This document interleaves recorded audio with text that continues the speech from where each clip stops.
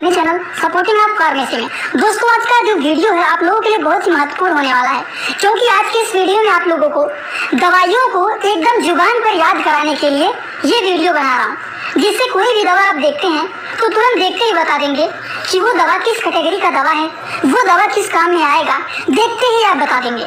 तो आज का वीडियो बहुत ही इंटरेस्टिंग होने वाला है। अगर आप मेडिकल के छात्र हैं तब तो जान लीजिए आपको बहुत ही बेहतरीन वीडियो मिल गया है, क्योंकि आपके दिमाग में हमेशा यही क्वेश्चन आता है कि कैसे कोई दवाओं को देखते ही हम उसको बता दें कि उस दवा का क्या काम है, उस दवा को कैसे खाना है, कैसे नहीं खाना है, उस दवा का नाम क्या है। क्या दवाओं को सभी नामों को हम रटेंगे?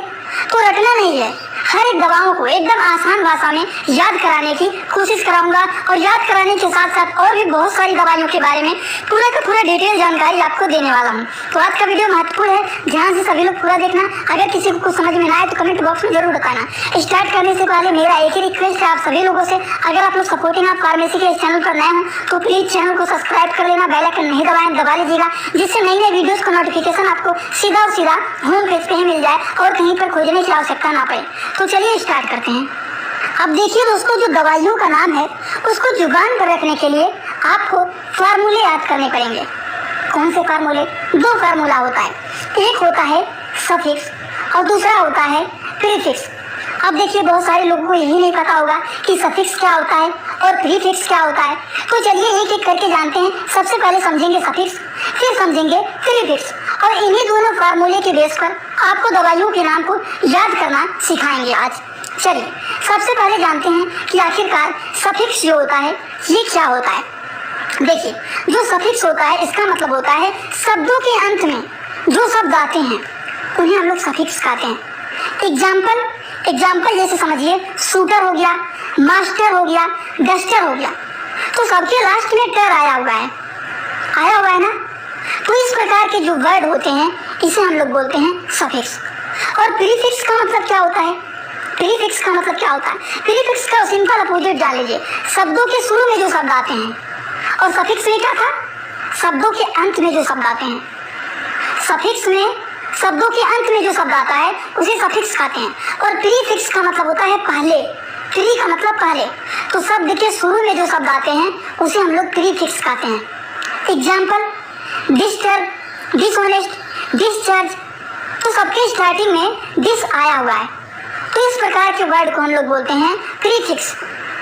और जो शब्दों के लास्ट में वर्ड आते हैं जो सेम मिलते हैं, सेम टू सेम, उसे हम लोग सफिक्स बोलते हैं। आई होप इतना बात तो समझ में आया होगा। नहीं समझ में आया तो हिंदी में जान लीजिए, जो लोग हिंदी मीडियम से हैं उनके लिए भी कुछ एग्जाम्पल देते हैं एकदम शार्ट भाषा में। जैसे सफिक्स का मतलब मूल शब्द के अंत में जो अक्षरों के ग्रुप आते हैं वो सफिक्स कहलाते हैं।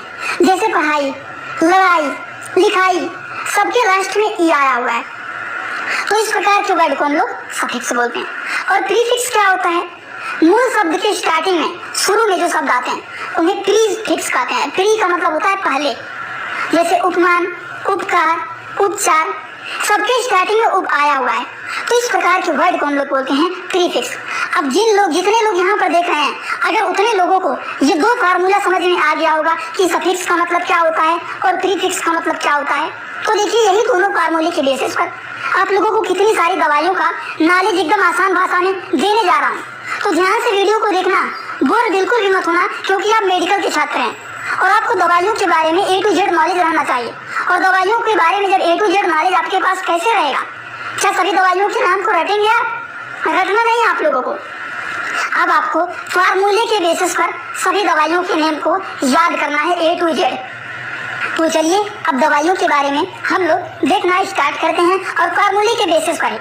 जैसे कि प्राजोल, सबके लास्ट में देखिए पेंटाप्राजोल हो गया, ओमेप्राजोल हो गया, लेनोसोप्राजोल हो गया, ठीक, लेंसोप्राजोल हो गया, तो सबके लास्ट में प्राजोल आया हुआ है। प्राजोल आया हुआ है ना।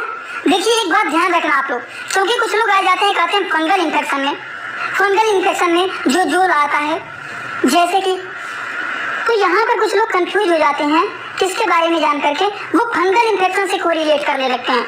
जैसे कि फ्लूकोनाजोल हो गया, माइकोनाजोल हो गया, टेरकोनाजोल हो गया, तो ये जोल से वो लोग क्या करते हैं, कंपेयर करने लगते हैं, और इसके बेसिस पर वो लोग कंफ्यूज हो जाते हैं।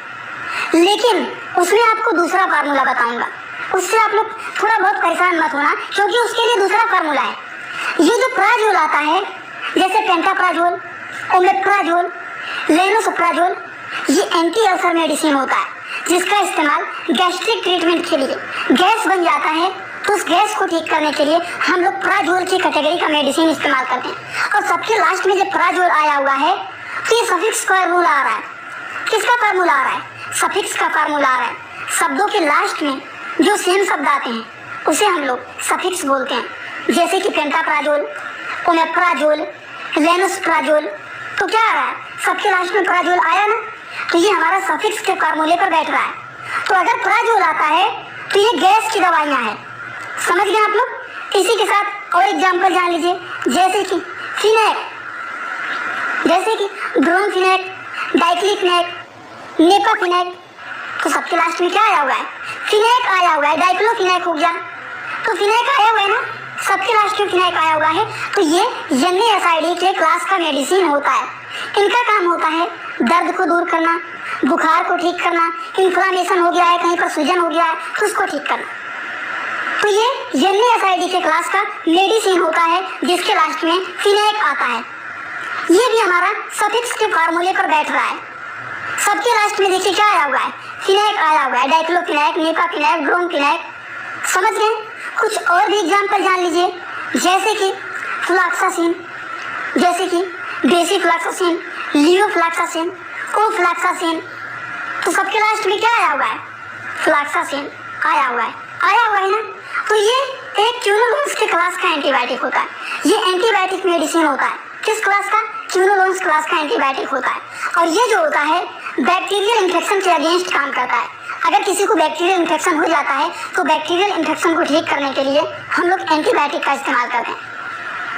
और एंटीबायोटिक का नाम इस तरीके से आप बहुत सारे एंटीबायोटिक का नाम याद कर सकते हैं। समझ गए? फ्लॉक्सासिन को बहुत जगह देखा जाता है, नहीं तो बहुत जगह पर सीन देखा जाता है, जैसे कि एजिथ्रोमाइसिन हो गया। उसके बाद एक और होता है, उसका नाम होता है सिप्रोफ्लॉक्सासिन, तो वो भी हो गया। समझ रहे हैं ना आप हमारी बातों को? यहाँ पर कुछ एग्जाम्पल लिखे गए हैं, लेकिन जैसे सीन यहाँ पर लिखा गया है तो एजिथ्रोमाइसिन आ गया, तो वहाँ पर भी सीन आपको दिख गया। उसके बाद सिप्रोफ्लॉक्सासिन, तो वहाँ पर भी फ्लॉक्सासिन आ गया।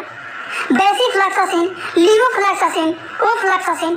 तो ये एक प्रकार का एंटीबायोटिक मेडिसिन होता है। तो देखिए एक फार्मूले से कितने नाम के, कितने सारे नाम के आपको एंटीबायोटिक याद हो।